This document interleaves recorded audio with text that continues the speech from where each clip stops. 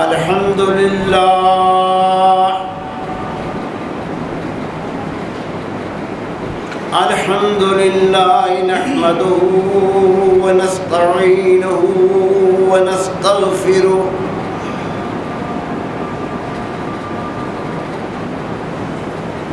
فنعوذ بالله من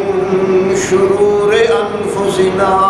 ومن سيئات أعمالنا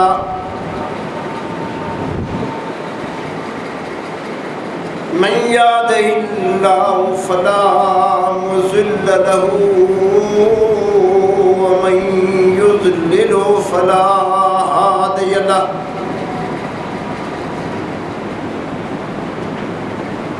ونشهد أن لا إله إلا الله وحده لا شريك له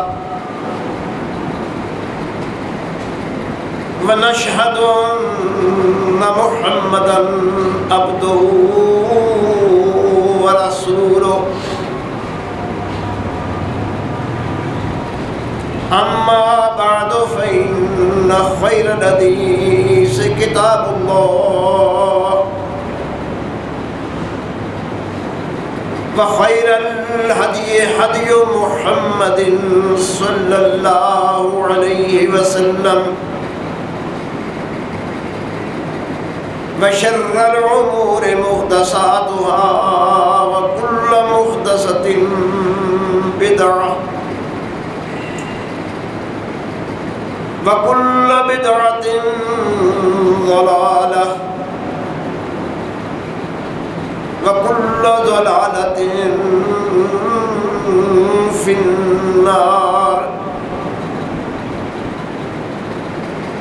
فأعوذ بالله من الشيطان الرجيم بسم الله الرحمن الرحيم تلك حدود الله ومن يطع الله ورسوله يدخل جنات تجري من تحتها الأنهار خالدين فيها وذلك الفوز العظيم ومن يعص الله ورسوله ويتعد حدوده يدخله نارا خالدا فيها وله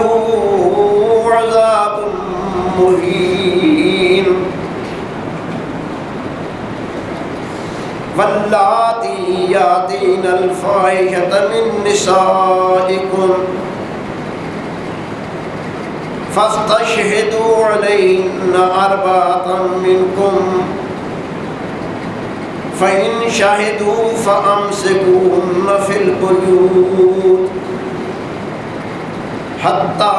يتوفاهن الموت أو يجعل الله لهن سبيلا واللذان يأتيانها منكم فآذوهما فإن تابا وأصلحا فأعرضوا عنهما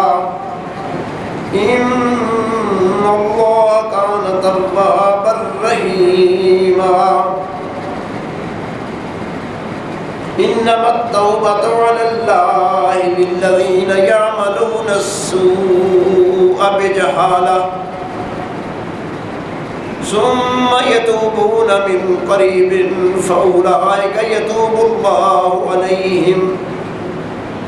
وكان الله عليما حكيما تلك حدود اللہ، یہ اللہ تعالیٰ کی مقرر کردہ حدود ہیں جو پیچھے آپ سن چکے اور سنتے آ رہے ہیں۔ وَمَن يُطِعِ اللَّهَ وَرَسُولَهُ، اور جو شخص بھی کہا مانے اللہ کا اور اس کے رسول کا، يُدْخِلُ جَنَّاتٍ تَجْرِي مِن تَحْتِهَا الْأَنْهَارُ،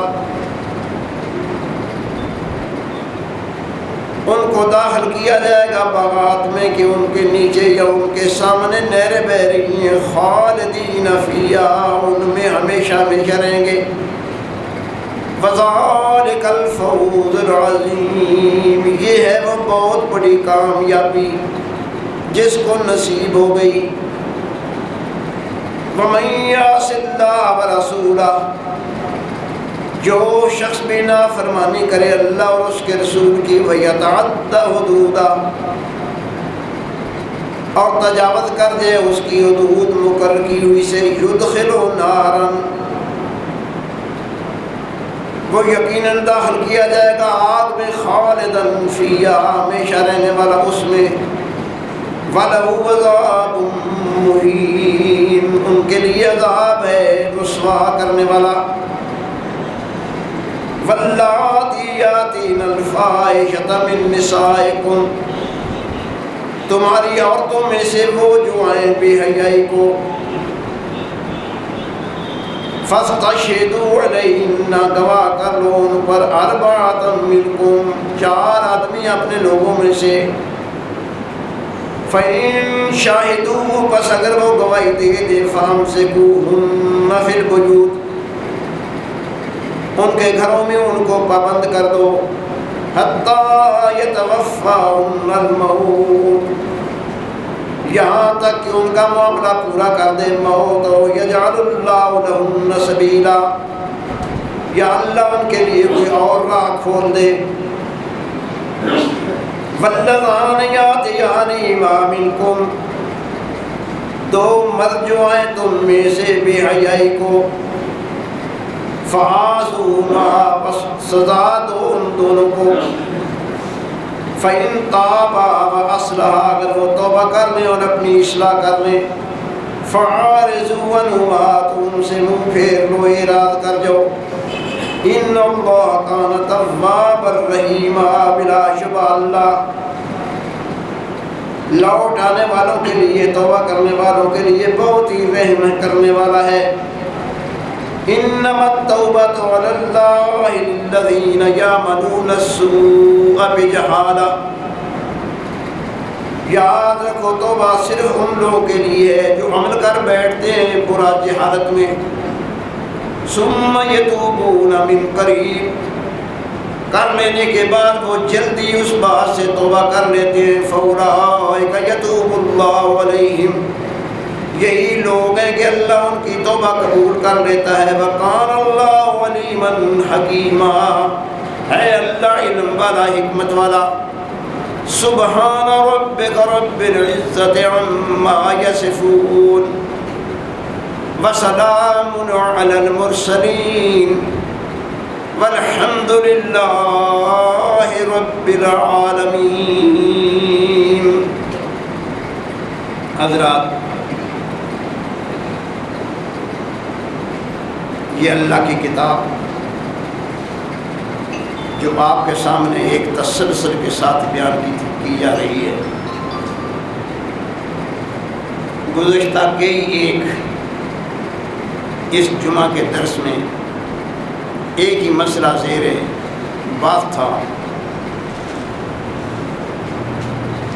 یہ دنیا کا مال جو بھی آدمی چھوڑ جاتا ہے،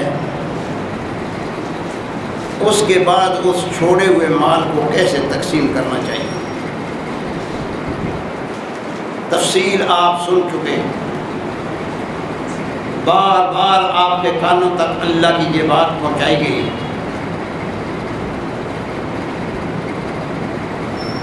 کہ جو کچھ اس کائنات میں اللہ نے کسی کو عطا کیا ہے، وہ کتنا ہی زیادہ کیوں نہ ہو اور کتنا ہی کم کیوں نہ ہو، دراصل جس کو وہ عطا کیا گیا ہے وہ ایک طرح کا امین ہے، اصل مال اللہ کا ہے۔ آپ نے کمایا ہے، بہت محنت کی ہے، لیکن یہ محنت اور یہ کمائی انہی اعزاز سے ہے جو اعزاز تمہیں اللہ نے عطا کی۔ آپ دیکھ رہے ہیں بہت سے لوگ آپ دیکھیں گے جن کے پاس کسی عضو کی کمی ہے، اللہ محفوظ رکھے۔ اللہ کے رسول صلی اللہ علیہ وسلم نے ارشاد فرمایا ہے کہ جب کسی میں کوئی کمی دیکھو کہ اس کے عضو میں یہ کمی ہے، آنکھیں نہیں ہیں، کان نہیں رہے، دماغ میں فطور آ گیا ہے، ٹانگوں میں کوئی مسئلہ پیدا ہو گیا ہے، ہاتھوں میں کوئی مسئلہ پیدا ہو گیا ہے، باقی جسم میں کوئی مسئلہ پیدا ہو گیا ہے، تو جس کو دیکھو کہ اس کے جسم میں یہ مسئلہ پیدا ہے، اس سے تصور کرو کہ جس طرح اس میں کوئی مسئلہ پیدا ہو گیا ہے میرے اندر بھی پیدا ہو سکتا ہے۔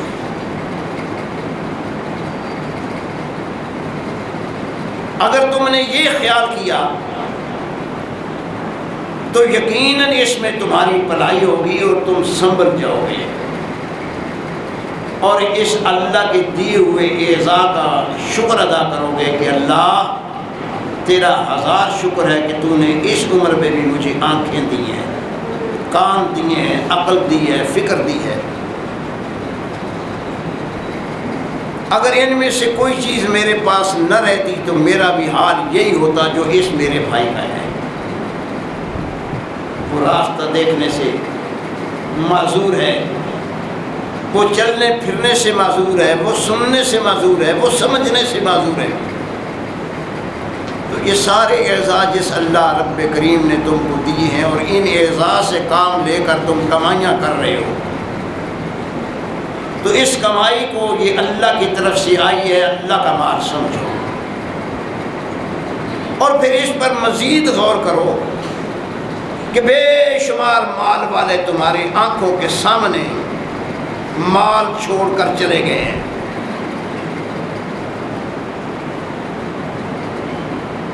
بڑی بڑی طاقت والے تھے،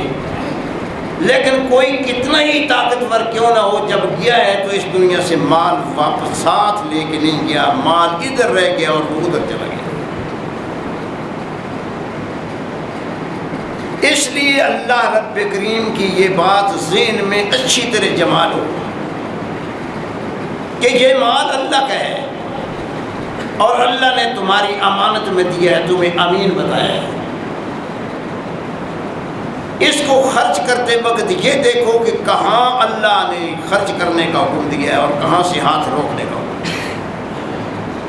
اگر تم یہ کرتے رہے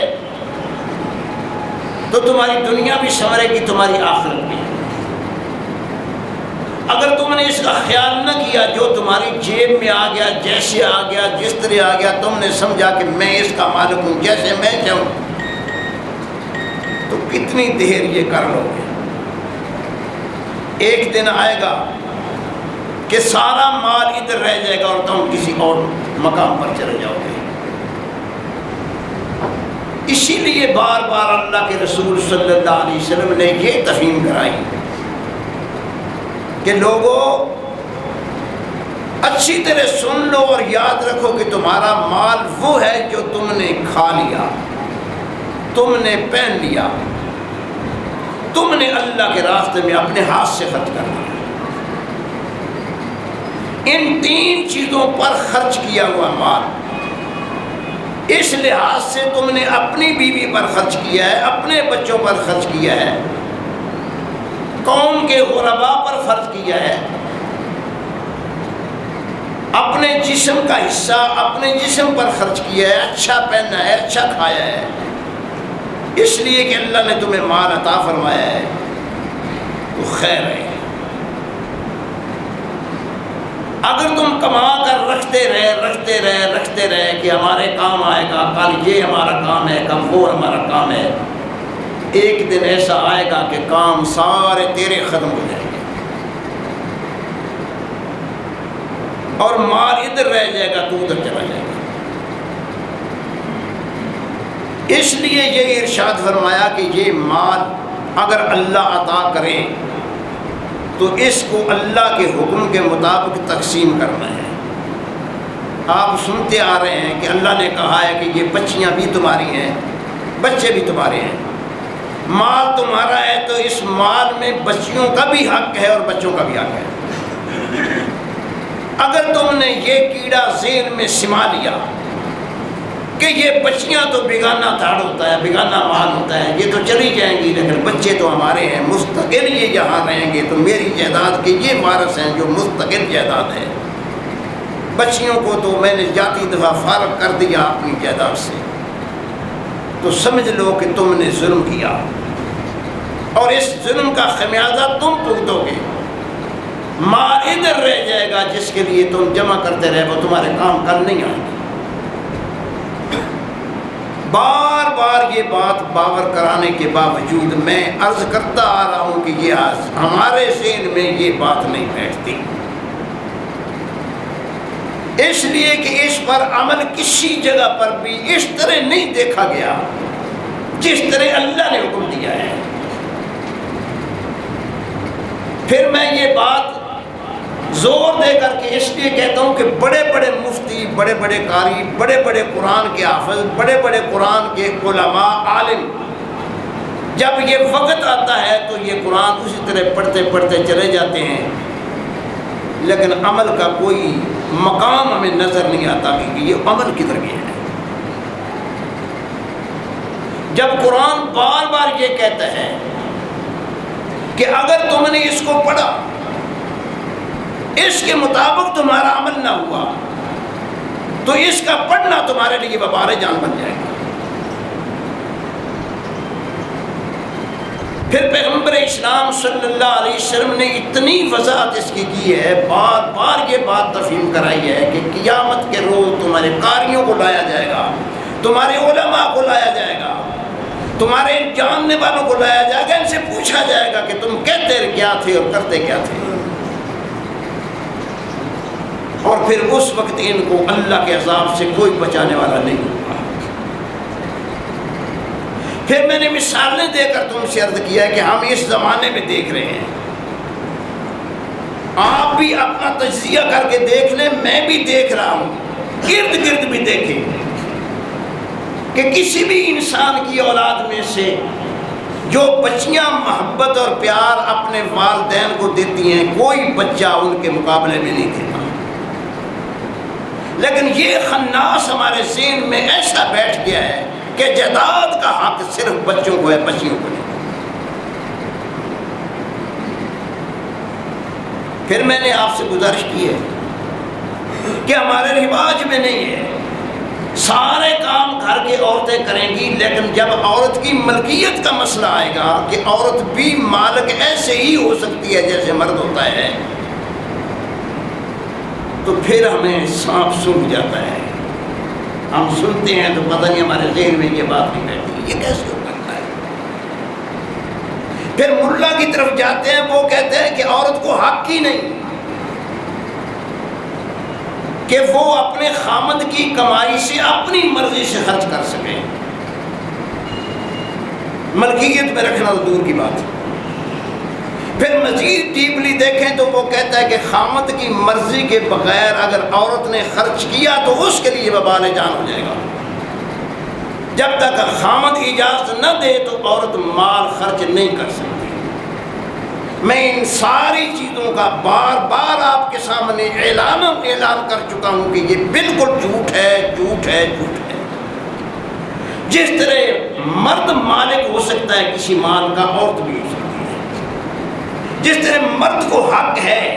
اپنی ملکیت کو اپنی مرضی کے مطابق اللہ کا حکم سمجھتے ہوئے خرچ کرے، بالکل بین اسی طریقے سے عورت کا بھی حق ہے۔ کسی معاملے میں عورت اس لحاظ سے پابند نہیں کہ جب تک اس کا خامد اجازت نہ دے تو وہ مال خرچ نہیں کر سکتی۔ اللہ کے راستے میں خرچ کرنا ہر انسان کا اپنا اپنا فعل ہے۔ پھر یہ بات میں نے صرف اپنی زبان سے نہیں کہی، میں نے پیغمبر اسلام صلی اللہ علیہ وسلم کی ازواج مطہرات کا ذکر کر کے تم کو بتایا ہے کہ آپ کی بیویاں کیسے خرچ کرتی تھیں اور اپنی مرضی سے خرچ کرتی تھی۔ پھر میں نے عرض کیا ہے کہ پہلے جب محمد الرسول اللہ صلی اللہ علیہ وسلم اس دنیا میں آئے اور مال کے لحاظ سے پھیلے، دولت کمانا شروع کی، تجارت کا کام کیا تو مکے کی خاتون کے مال سے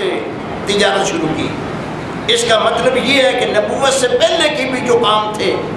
وہ ہمارے لیے مثال ہے۔ قرآن کہتا ہے کہ آپ ان سے کہہ دیجئے فَقَدْ لَبِثْتُ فِيكُمْ عُمَرًا مِّن قَبْلِي أَفَلَا تَعْقِلُونَ، میں نے تم میں ایک عمر گزاری ہے، جو میرے نبوت سے پہلے کے کام ہیں وہ بھی بالکل ایسے ہی کام ہیں جیسے نبوت کے بعد کے کام ہیں۔ آپ کے لیے وہ بھی حجت ہے اور یہ بھی حجت ہے، اس لیے کہ میں نے کوئی کام اپنی پوری زندگی میں وہ کیا ہی نہیں جس میں خیر نہ ہو۔ پھر میں نے آپ کے سامنے روایات کو پیش کیا ہے۔ ہائے کاش میں بار بار روتا ہوں کہ یا اللہ یہ روایات کدھر چلی گئی ہیں اور کیوں مولویوں کو بھول گئی ہیں کہ ان روایات کا کوئی نام نہیں لیتا۔ آپ صلی اللہ علیہ وسلم نے ارشاد فرمایا کہ لوگوں سن لو، اگر آپ کوئی بات خیر کی سنتے ہیں جس میں بھلائی موجود ہے، وہ میں نے کہی ہے یا نہیں کہی وہ بات میری ہے، اس لیے کہ میں نے پوری زندگی میں خیر ہی خیر بولا ہے، میں نے شر کی کوئی بات کی نہیں۔ لہذا تمہارے لیے ایک ایسی کسوٹی دے کے جا رہا ہوں کہ آپ جب بھی کوئی بات سنیں، اگر بات خیر کی ہے تو محمد الرسول اللہ کی ہے، اگر آپ نے کوئی بات ایسی سنی ہے جس میں کوئی شر کی بات ہے، 100 بار روایات کہتی رہیں اور لوگ شور ڈالتے رہیں کہ یہ بھی فلاں نے بیان کیا ہے، یہ بھی فلاں نے بیان کیا ہے، میری بات کو یاد رکھو کہ اگر کسی بات میں شر کا معاملہ ہے تو میں نے شر کی بات نہیں کی، اس لیے کہ میں نے شر کی زندگی پر میں نے شر کا کام کیا ہے، وہ بات میری نہیں ہو سکتی۔ کتنا بڑا بہترین اصول ہے، اگر انسان کو یہ یاد رہ جائے یا یاد رکھے تو انسان کو دور جانے کی ضرورت نہیں ہوتی۔ کون سا انسان ہے جس کو خیر اور شر کا بھی پتہ نہ ہو کہ یہ کام شر کا ہے یا خیر کا ہے؟ یہ تو بچے بھی جانتے ہیں کہ کام شر کا ہے یا خیر کا ہے۔ تو میرے بھائی، میرے عرض کرنے کا مطلب یہ ہے کہ آپ پیچھے سنتے کیا آ رہے ہیں، یہ مسائل تھے وراثت کی تقسیم کے، کہ وراثت میں خامد مر جائے تو بیوی کا کتنا حصہ ہے، کیسے بدلتا ہے، اس کی وصیت پر عمل کرنا ہے، اس کے قرض کو اتارنا ہے، اگر مرد مر جائے تو عورت کا کتنا حصہ بنتا ہے، اولاد ہو تو کتنا حصہ ہے، اولاد نہ ہو تو کتنا حصہ ہے، یہ ساری باتیں وضاحت سے آپ کی۔ میں بار بار اس لیے دوہرا رہا ہوں کہ بدقسمتی سے آج جس سٹیج پر بھی جائیں تو ان چیزوں کا کوئی نام لینے کے لیے تیاری نہیں۔ جو شیخ کریں، جو سیٹ کریں وہ صحیح ہے۔ پھر میں نے آپ سے عرض کیا کہ اس ملک میں جب پاکستان بنا، قانون میں یہ طے ہے کہ کوئی کام اللہ اور اس کے رسول کے خلاف اس ملک میں قانوناً نہیں ہو پائے گا۔ اور میں بار بار کہتا ہوں کہ جو کچھ اس ملک میں ہو رہا ہے واللہ سارے کا سارا کلہم اللہ اور اس کے رسول کے خلاف ہے۔ قانون میں یہ بھی موجود ہے، لیکن قانون کو کوئی پوچھے تو پتہ چلتا ہے۔ ہاں، قانون یہ بنا کہ اگر کوئی آدمی جائیداد چھوڑ کر کے مر جائے تو اس کے بچوں میں اور بچیوں میں بھی تقسیم ہوگا، یہ بات قانون میں آ گئی، لیکن ساتھ پچر کیا لگائی، ساتھ برا کام کیا کیا، ساتھ قانون کو منہدم کرنے کے لیے خانہ کون سا رکھا، اس خانے میں یہ رکھ دیا کہ اب مرنے والے کی مرضی ہے کہ اپنی زندگی میں تقسیم کر دے جس کو چاہے دے جائے۔ میں آپ سے کہہ رہا ہوں، آپ سن رہے ہیں، میں نے روایات سے، حدیث سے یہ بات تمہارے سامنے عرض کی ہے کہ یہ اللہ اور اس کے رسول کا حکم نہیں، یہ بالکل غلط بات ہے اور جھوٹ بات ہے کہ جس طرح چاہے وہ تقسیم کر دے، مال ہی اس کا نہیں ہے، جس طرح کیسے چاہے، مال اللہ کا ہے، تو پھر یہ کیسے چاہے، اللہ کا جو حکم ہے اس کو پورا کرنا ہے۔ پھر میں نے عرض کیا ہے کہ محمد الرسول اللہ کی زندگی میں ایک عورت آئی اور اس نے یہ بات کہی، یہ بخاری میں حدیث ہے، مسلم میں ہے، کہ یا رسول اللہ یہ میرا بچہ ہے، میرے خاوند نے دوسری شادی میرے ساتھ کی ہے اور میرا بچہ اس سے پیدا ہوا ہے، اس کے اور بچے بھی ہیں، میں چاہتی ہوں کہ میرا خاوند اس میرے بچے کو کچھ حصہ دے جائے جائیداد کا۔ میں نے عرض کیا تھا، پھر کر رہا ہوں کہ سوال عورت نے کیا، آپ صلی اللہ علیہ وسلم جانتے تھے کہ کس مرد کی بات ہے، بلا مرد کو لیا، بیوی کے سامنے بٹھا کر کہا کہ یہ تیری بیوی کا مطالبہ ہے کہ میرے بچے کو اپنی جائیداد میں سے خاص حصہ دے جائے میرا خاوند۔ میں آپ کو کہتا ہوں کہ اگر یہ کام آپ نے کیا تو سیدھا دوزخ کا معاملہ ہے۔ اگر آپ نے اس بچے کو کچھ دیا جو اس عورت کا بچہ ہے تو باقی بچوں بھی اتنا اتنا مال دینا پڑے گا،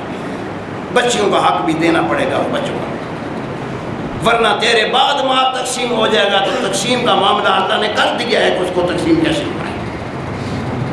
اگر تو نے زندگی میں دینا ہے تو سب کی طرف دھیان رکھنا ہے۔ پھر قرآن نے واضح کیا کہ آپ ٹھیکیدار نہیں ہیں کہ یہ دیکھیں کہ یہ بڑا ہے اس پر ماں باپ نے تو اتنا خرچ کیا، یہ چھوٹا ہے اس پر ابھی خرچ کرنا باقی ہے۔ آپ کے یہ ذہن میں کیڑا نہ رہے کہ یہ بچہ تو میری خدمت کرتا رہا ہے، اس نے مجھے مٹھیاں بھری ہیں، دن رات میرا خیال رکھا ہے، یہ بچہ میرے قریب ہی نہیں گیا، لہذا اس کو میں کیوں دوں؟ فرمایا یاد رکھ اگر یہ کیڑا تیرے ذہن میں آیا تو تجھے دوزخ لے جائے گا۔ تیری خدمت اگر تیرے بیٹے نے نہیں کی تو وہ خود مجرم ہے، اللہ کے ہاں مجرم ہے، کوئی بات اللہ پر بھی رہنے دے۔ اگر تیرا بیٹا مجرم ہے تو اللہ سزا دے گا، اس کا حق ہے، تیرا حق ہے، اس نے ادا نہیں کیا تو اس کو ادا بھی نہیں کیا۔ لیکن اس جائیداد کی تقسیم میں یہ نہیں ہو سکتا کہ اس نے میری خدمت کی ہے، اس نے میری خدمت نہیں کی، یہ بات نہیں ہو سکتی۔ لہذا کتنی واضح باتیں آپ نے سنی اور میں نے اپنی طرف سے نہیں کی، جو کچھ کیا قرآن نے کہا تو میں نے آپ کے سامنے بیان کیا۔ میں ساتھ ساتھ کہتا چلا رہا ہوں، آپ کا مطالعہ بھی ہوگا، الحمدللہ اللہ توفیق دے مطالعہ کی۔ آپ سنتے بھی ہیں علماء کرام سے، علماء بھی زندہ ہیں، ابھی میں بھی زندہ ہوں، میری زندگی میں پوچھ لو ان سے کہ یہ جو کہتا ہے وہ قرآن ہے یا نہیں ہے۔ لیکن اگر نہ آپ قرآن کے قریب آپ جانا چاہیں، نہ علماء قرآن کے قریب آنا چاہیں تو کیا میں بھی قرآن کو چھوڑ دوں؟ جبکہ میرا ایمان یہ ہے کہ یہ قرآن ہی ہمارا اوڑھنا بچھونا ہے، اسی پر ہماری نجات ہے، اسی لیے اللہ نے ہمیں اتار کے دیا ہے کہ تاکہ ہم اس کے مطابق اپنی زندگی کو لے جائیں، نہ کہ اپنی زندگیوں کے مطابق اس کو ٹال لیں۔ کسی کو پسند آئے یا نہ آئے، وہ بڑا ہے یا چھوٹا ہے، ملک کا صدر ہے یا وزیر اعظم یا وزیر اعلیٰ ہے، اس کو قرآن کی طرف آنا ہے تو نجات ہے۔ اگر قرآن کو اپنی طرف لے جائے گا تو سیدھا دوزخ ہے۔ اس میں یہ حیا نہیں ہے کہ اس میں کتنا مال ہے اور کتنا صاحب دولت ہے، وہ عالم ہے یا عام آدمی ہے، اس لیے کہ کتاب اللہ سب کے لیے یکساں ایک جیسی ہے۔ سمجھنا آپ کا اپنا کام ہے، مشکل والی بات اس میں ہے ہی نہیں۔ کون سی مشکل بات ہے جو آپ نے پڑھی؟ پھر میں آج کے سبق کو پیش نظر رکھتے ہوئے بات کر رہا ہوں، سن لو اور کان کھولو۔ اللہ رب نے فرمایا تل کا حدود اللہ، یہ ہیں اللہ کی حدیں جو میں نے پیچھے بیان کی ہیں، یعنی مال کا تقسیم کرنا اللہ کی حدود ہیں۔ جس نے ان اللہ کی حدود سی خلاف ورزی کی، قرآن سے پڑھ لو کہ قرآن کیا کہتا ہے۔ افسوس یہ ہے کہ جب حدود اللہ کا نام آتا ہے تو واللہ یہ چیزیں جو میں نے اس قرآن میں بیان کی ہیں، قرآن نے بیان کی ہیں، ان کا کوئی نام ہی نہیں دیتا۔ حدود اللہ کسی عدالت کو جا کے پوچھو کہ حدود اللہ کیا ہوتی ہے، کسی مولوی سے پوچھو کہ حدود اللہ کیا، تو ان چیزوں کا نام ہی نہیں لے گا جن کو قرآن کہتا ہے کہ یہ ہے وہ حدود اللہ کی۔ یہ قرآن میرا ہے یا آپ کا بھی ہے؟ اس کے اندر لکھا ہے دل کا یہ ہے حد اللہ کی، کون سی؟ جو پیچھے آپ پڑھ آئے ہیں، جو بیان آپ کے سامنے ہوئی ہیں،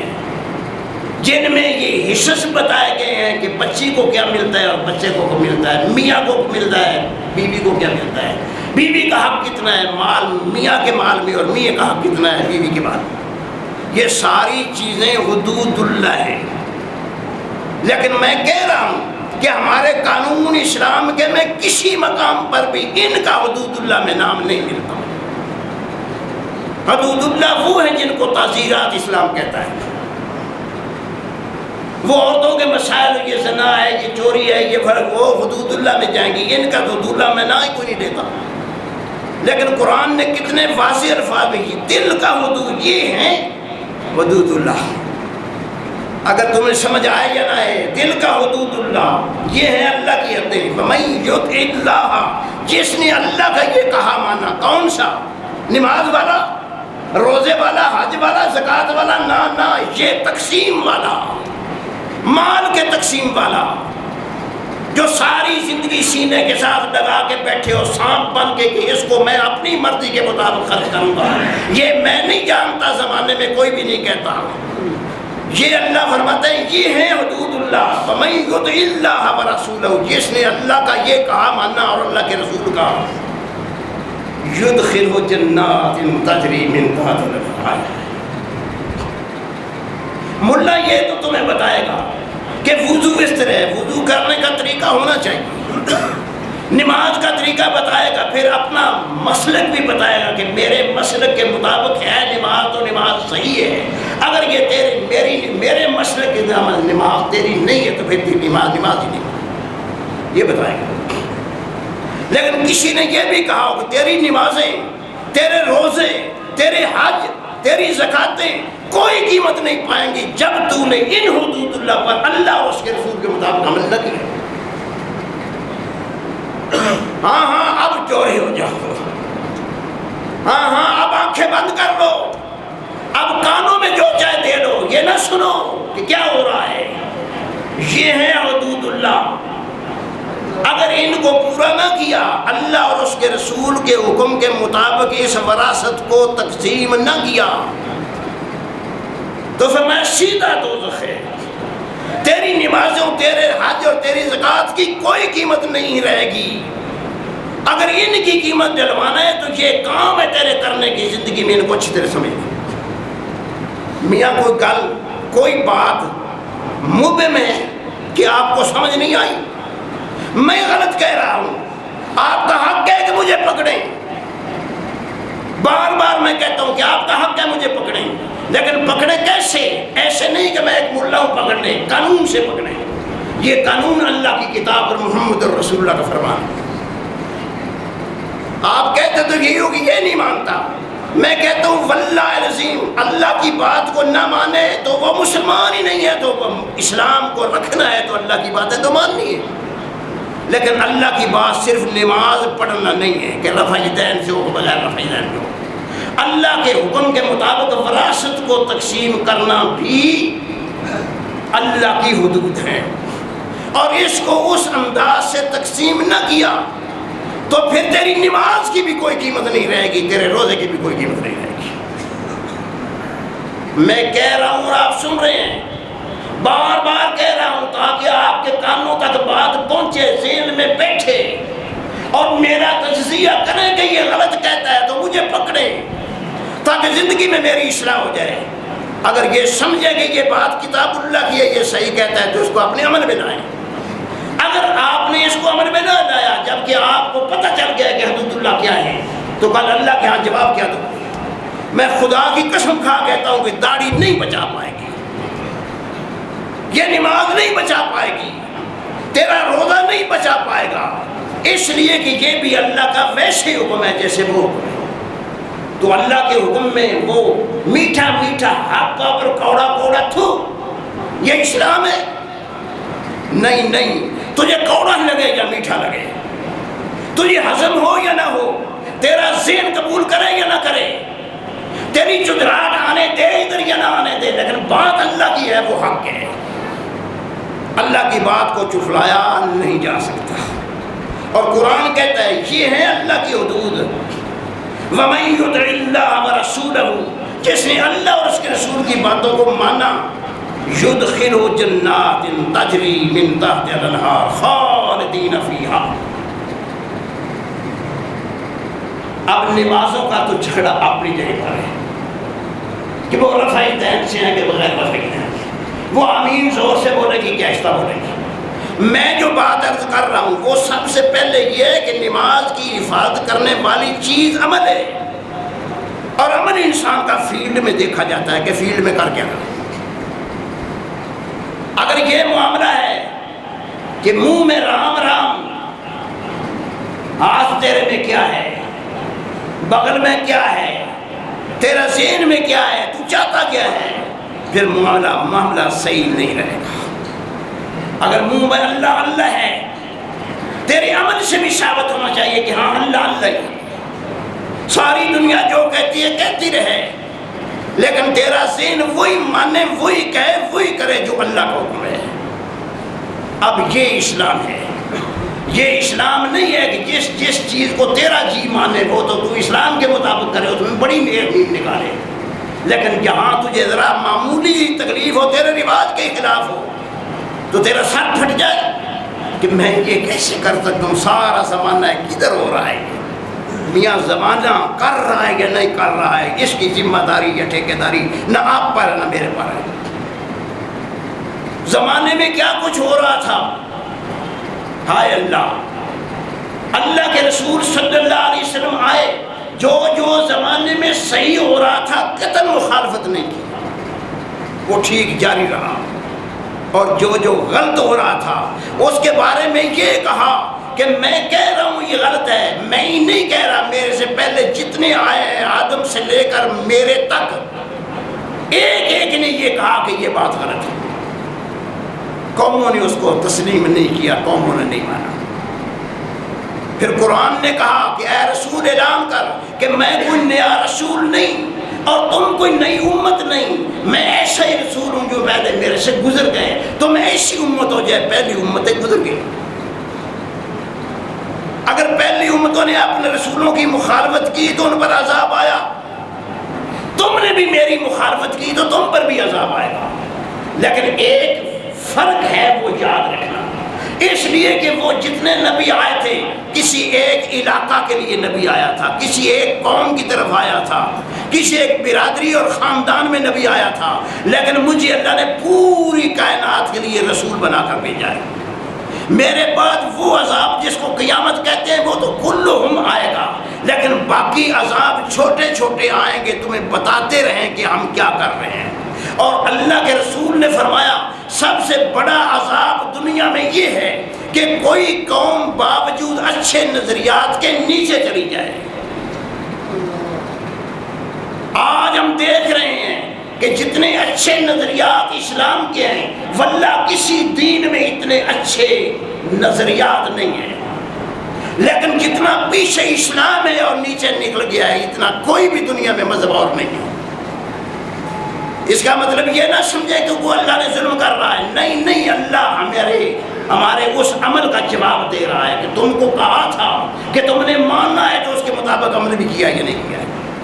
لہذا عمل کے لحاظ سے ہم ساری قوموں سے پیچھے ہیں، صرف ہم نے اپنے ذہن کا یہ رکھا ہے کہ صدقے جا رسول اللہ، یہ قرآن کو چوما چاٹا اور یہ ایمان ہے۔ عمل کا معاملہ جتنا مسلمان پیچھے دنیا میں ہے شاید دنیا میں کوئی قوم اتنی پیچھے نہیں۔ پھر میں کہتا ہوں آپ سے برملا کہتا ہوں کہ آج تک ہمارا مکتب فکری جس کو اسلام بولتے ہیں وہ اسلام نہیں ہے، وہ مذہب ہے، لوگوں کا بنایا ہوا ہے، مفتیوں اور مولویوں کا بنایا ہوا ہے۔ وہ کہتا ہے کہ کسی غیر مسلم کو قرآن کے قریب بھی نہ جانے۔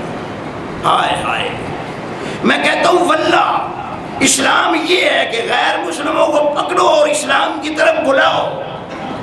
ان کو دعوت دو، ان کو سامنے پیش کرو اسلام۔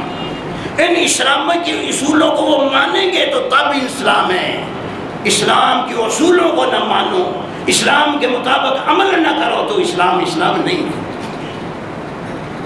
پھر بار بار میں نے گزارش کی ہے کہ آپ کے زمانے میں آپ جو کچھ کر رہے ہیں آپ خود آزما کے دیکھ لیں، کسی بچے کو، کسی بچی کو، کسی چھوٹے کو آپ صرف یہ کہیں کہ بچہ یہ میرا کام کر دے، چلو آپ بزرگ ہے پانی پلا دیں، مجھے سائے میں لے چلیں، مجھے راستہ دکھا دے، کوئی اپیل آپ کر رہے ہیں، اس بچے نے، اس بچی نے، اس انسان نے تمہیں ساتھ پکڑا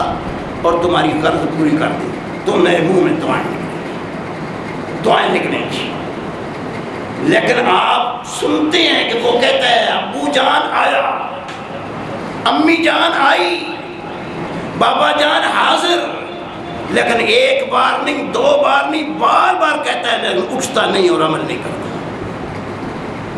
آپ بھی یہ کہیں گے کہ یار کیسا انسان ہے تو بار بار کہتا ہے آیا، کدھر مر گیا؟ آپ کو غصہ آئے گا یا نہیں آئے گا؟ اس لیے کہ بات آپ کی سنی ہے پھر اس پر عمل نہیں کیا۔ اللہ رب کریم کے ہاں آدمی انسان دین اللہ کا سنے اور اس کے مطابق عمل نہ کرے، واللہ اللہ جتنا اس پر غصے ہوتا ہے کسی نافرمان پر بھی اتنا غصے میں نہیں کرتا۔ یہ اللہ رب کریم کا قانون ہے، اور قانون میں عمل اس لیے آیا ہے تاکہ قانون کے مطابق اس پر عمل کیا جائے۔ اگر عمل لوگوں اور نے کرنا ہے، ہم نے صرف ہاتھ چومنے تک رہنا ہے، ہم نے صرف یہ 2 رکعت ادا کرنے کے لیے رہنا ہے، ہم اسی باری کر کے یہ بس ہو گئے کہ ہم دیندار ہو گئے، تو واللہ اس سے دینداری نہیں آتی۔ پھر میں نے کہا اس قرآن کو پڑھو، پھر قرآن کو سمجھو، قرآن کے اندر رہو۔ میں بار بار آپ سے کہتا ہوں واللہ قرآن سارے سٹیجوں پر پڑھا جاتا ہے، لیکن تبرک حاصل کرنے کے لیے، برکت کے لیے ایک آیت پڑھی جاتی ہے، باقی سارا دین اور مذہب جو اپنا بنایا ہے ملا نے وہ پیش کرتا ہے۔ ورنہ قرآن کے اندر کوئی چیز ایسی موجود ہی نہیں ہے کہ جو آپ کو طلب ہو اور قرآن میں موجود نہ ہو۔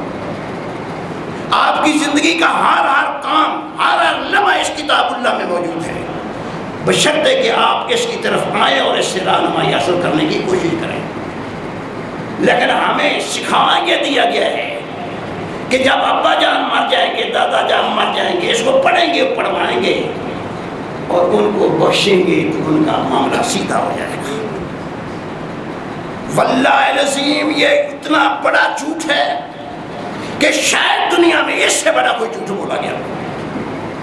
ساری قومیں اس دنیا میں بستی ہیں، ساری قوموں کا کوئی دین اور مذہب بھی ہے، لیکن کسی قوم میں ایسا دین اور مذہب نہیں ہے کہ صرف پڑھ لینے سے سارا معاملہ حل ہو جائے۔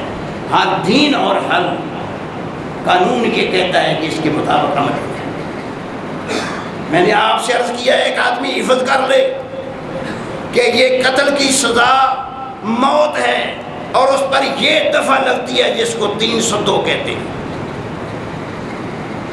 یا جو بھی آپ کے قانون میں ہے وہ یاد کر لے، اس کا دفعہ بار بار یاد کرے، حفظ کرے، لیکن قتل کر دے۔ اگر وہ قتل کی سزا سے بچ سکتا ہے کسی قانون میں تو بتاؤ کہ یہ حفظ تھا، اس کو بچنا چاہیے تھا۔ نہیں، اس کو حفظ تھا،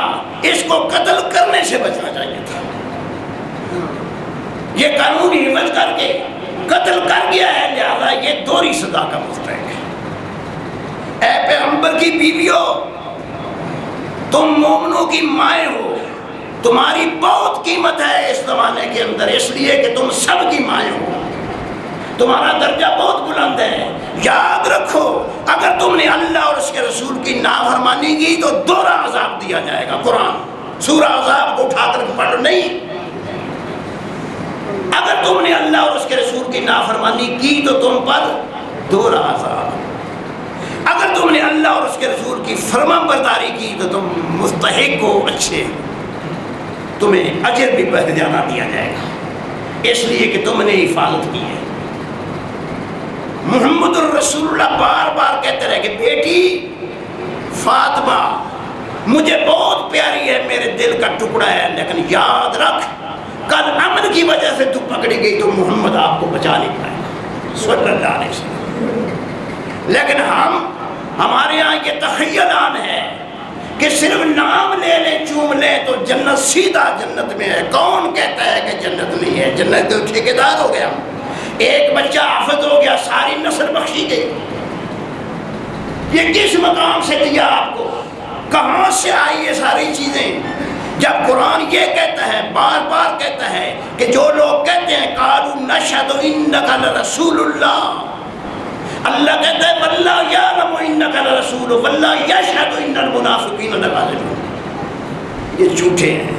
اس لیے کہ زبان سے کہتے ہیں کہ ہم گواہی دیتے ہیں کہ تو اللہ کا رسول ہے، ان کا عمل مخالفت کر رہا ہے، ان کا عمل تصدیق ہی نہیں کر رہا ہے ان کی بات کی۔ جب نہیں کرے گا اس وقت تک ان کے کہنے کی کوئی قیمت نہیں پڑے گی، اللہ کے ہاں کوئی قیمت نہیں پڑے گی۔ ان کا عمل تصدیق کرے کہ ہاں یہ بات صحیح ہے تو پھر اللہ کے فضل و کرم سے خیر ہے۔ آخر میں یہ گزارش کرتا ہوں کہ یہ تو سیدھا قرآن ہے۔ آپ نے اگر کوئی روایت پیش کی ہے کہ یہ 7 نسلیں بخشی جاتی ہیں تو وہ روایت ہے اور یہ قرآن ہے۔ قرآن اللہ کی کتاب ہے، کسی روایت کے ساتھ اللہ کی آیت کا مقابلہ، ہائے اللہ ہمیں سمجھ کی توفیق عطا فرما۔ ہم مسلمانوں کو پتہ نہیں ہو کیا دیا ہے کہ ہم صرف اس کو محض اس لیے پڑھتے ہیں کہ یہ ثواب ملے گا، بڑے مر جائیں گے تو ریڈیو میں پڑھیں گے، ٹی وی لگ جائے گا قرآن پڑھنے پر، سارے حافظ لگ جائیں گے، سارے مدرسوں کو آرڈر بن جائیں گے، دے دیے جائیں گے کہ لاؤ بھائی اتنے قرآن تازے پڑھ کے لینے ہیں کہ باسی لینے ہیں۔ انا للہ و انا الیہ راجعون۔ اللہ سمجھ کی توفیق عطا فرمائے۔ میں بار بار کہتا ہوں کہ وہ صحابہ اکرام جو بار بار کہتے ہیں کہ قسم خدا کی کہتے ہیں جب ہم 10 آیتیں پڑھتے تھے جب کہ اس کے مطابق ہمارا عمل نہیں ہوتا تو ہم آگے نہیں چلتے تھے۔ میں نے آپ سے بار بار کی ہے، وہ میرا پڑھانے والا مر گیا لیکن میری آنکھوں میں آج بھی زندہ ہے۔ مجھے وہ یاد ہے جب میں پڑھتا تھا تو میں نے پڑھا کہ ادھر لکھا ہوا کیا ہے، میں کہتا حافظ جی کر کیا رہے ہیں، پڑھ کیا رہے ہیں۔ اس خدا کے بندے نے برداشت کیا، اس نے ادھر دیکھا ادھر دیکھا، اس نے کہا کہ اگر صحیح بات پوچھتا ہے تو کر غلط رہے ہیں، پڑھ صحیح رہے ہیں۔ میں نے کہا جب تک ہم صحیح پڑھنے کے بعد عمل ہمارا صحیح نہیں ہوگا تو ہمارے لیے فائدہ۔ سر پھیر گیا، جب سر پھیر گیا تو قوم پوری اس سے سر پھیر گئی،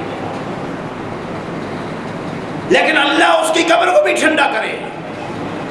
اللہ اس کو وہ انعامات دے جس کا وہ حقدار ہے۔ اللہ کے فضل و کرم سے اس نے اس بات کو اپنایا کہ ہاں اللہ کا حکم یہ ہے، اس کے مطابق عمل ہونا چاہیے۔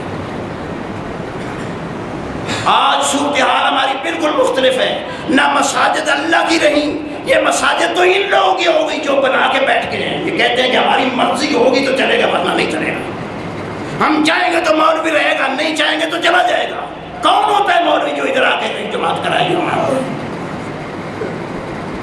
اور وہ بھی ان کی طرف دیکھتے ہیں۔ جب تک یہ صورتحال جاری ہے واللہ العظیم اصلاح کا سوال ہی پیدا نہیں ہوتا۔